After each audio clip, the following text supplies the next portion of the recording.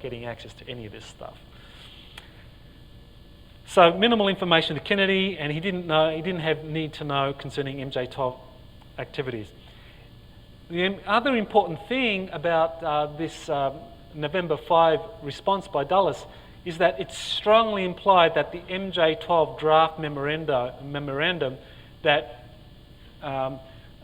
Dulles wanted a response by October for, that included the cryptic assassination directive, had been approved.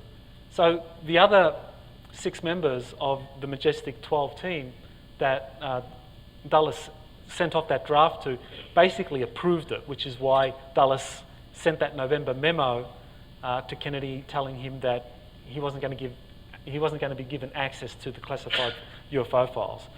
Now the thing is that Byrne memo was a draft memo. No doubt that's probably why it was preserved and was eventually leaked, because there's no way to tell what were the final revisions made to that. But I think whatever revisions were made were probably very minimal, especially given what happened to Kennedy a couple of years later. So Kennedy's told he's not going to be given access by the CIA to these classified UFO files. So what does Kennedy do in response? Well, if his director of Central Intelligence says no and then buries control of this in the CIA apparatus, so that even his incoming director of Central Intelligence, John McCone, isn't given access to this, what else can Kennedy do? Well, he's still Commander-in-Chief. All the military forces answer to him, and he can go to any military base anywhere in the world, any US military base, and demand access to what's on that base. And I think that's exactly what Kennedy did, try to assert presidential authority. So that's a picture of him at Andrews Air Force Base. He's Commander-in-Chief, and any military commander would be obliged to give Kennedy access no matter what other orders he had been given. So this was Kennedy's way of being able to basically confront MJ-12. So despite that, the rebuff, Kennedy uses his authority as Commander-in-Chief to learn about UFOs, visits military facilities housing extraterrestrial artifacts, allegedly meets twice with a famous contactee who passes on extraterrestrial information and arranges a meeting between Kennedy and ETs. So these are the sort of things you would imagine Kennedy would do. If there are ET artifacts, they're on military bases, he's Commander-in-Chief, he's going to go there and he's going to demand access. He wants to see it. Whoever the commanding general is, give me access to whatever's in Hangar 18 or whatever facility at Homestead Air Force Base houses ET artifacts or whatever it is. And also, if there are contactees, if there's any truth to this contactee thing, I mean, contactees were heavily debunked in the 1950s. My goodness, I mean, these contactees, I mean, they were frauds, right? I mean, this is undisputed. A lot of these contactees, they were shown historically, all their photos and films and all of these face-to-face meetings with human-looking extraterrestrials from other worlds. I mean, completely fake, completely fabricated, right? Well, maybe not. Kennedy knew the truth, and he knew that psychological warfare operations were being used to deal with the UFO issue. Were psychological warfare operations used against the contactee movement? I think so, very heavily. I'll talk about that shortly. So, what evidence is there that Kennedy actually did see ET artifacts on these bases, any military facilities? In his book, Need to Know, Timothy Good cites a reliable military source that Kennedy was taken to see alien bodies from Roswell. Around 1961-62, President J.F. Kennedy expressed the wish to see the alien bodies associated with an alien crash site. He had obviously been informed of their existence and wished to see for himself the evidence. According to information received, the alien bodies were taken to Florida when Kennedy went to see them at a medical facility. So the photo on the left there is Kennedy arriving at Homestead Air Force Base, Florida, 25th of November 1962. Homestead Air Force Base, interesting facility. I mean, they have medical facilities there. That's an interesting place, Homestead. Oh, does that ring a bell for anyone? Well, maybe you'll recall that President Nixon says that he took Jackie Gleason to Homestead Air Force Base to see some extraterrestrial artifacts, bodies. So there's Nixon arriving at Homestead Air Force Base in 1972. So Homestead Air Force Base was the place that they housed some of the bodies from the Roswell crash. Kennedy knew about it, and he went there. Commander-in-Chief, give me access, and he got it, despite whatever CIA were basically saying at the time, or denying him at the time.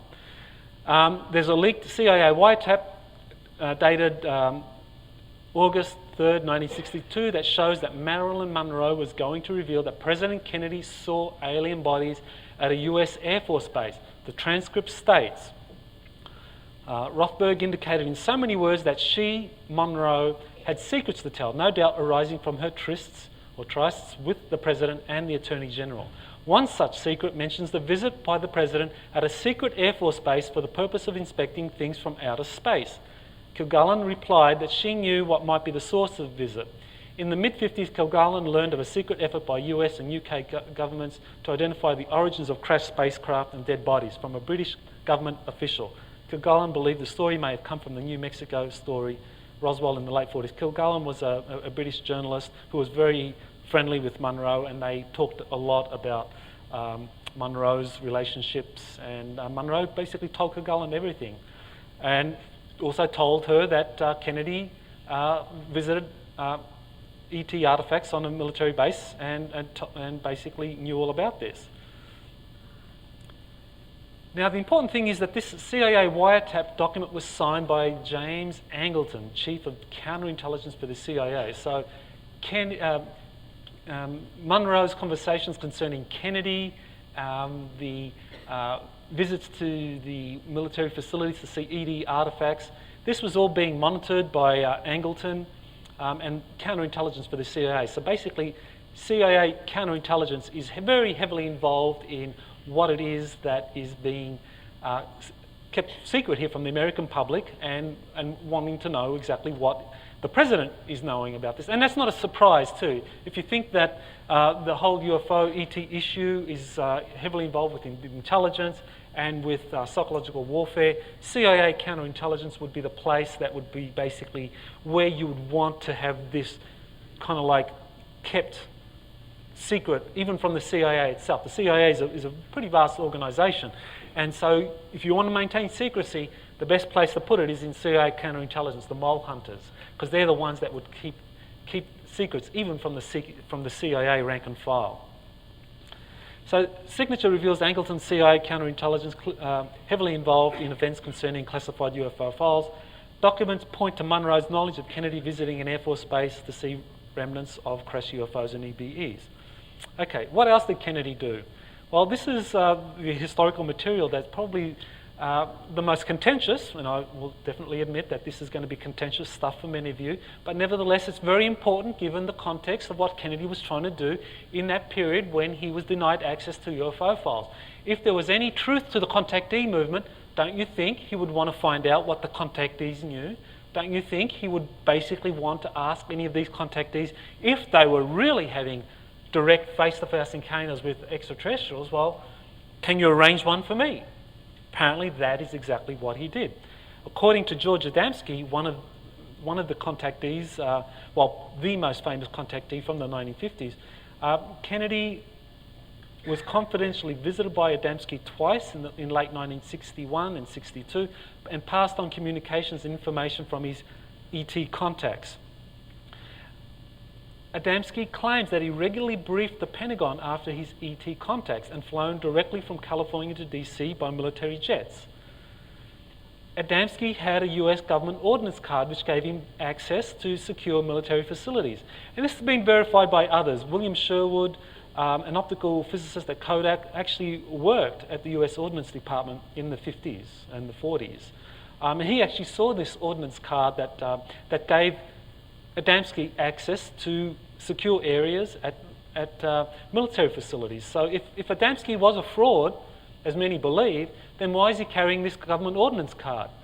I mean, he served in this briefly in the Second World War, and then basically he's running a hamburger stand on Mount Palomar. So why would this guy have an ordnance card in the 1950s and 1960s that he's showing to people to prove that, yeah, that I'm the real deal here? And he's actually saying that, he's visiting the Pentagon and briefing the Pentagon on his contacts. If he's a fraud, why is this happening? Why is he given ordnance cards? giving him access to military facilities. And Sherwood wasn't the only one. Madeline Rodofer, who worked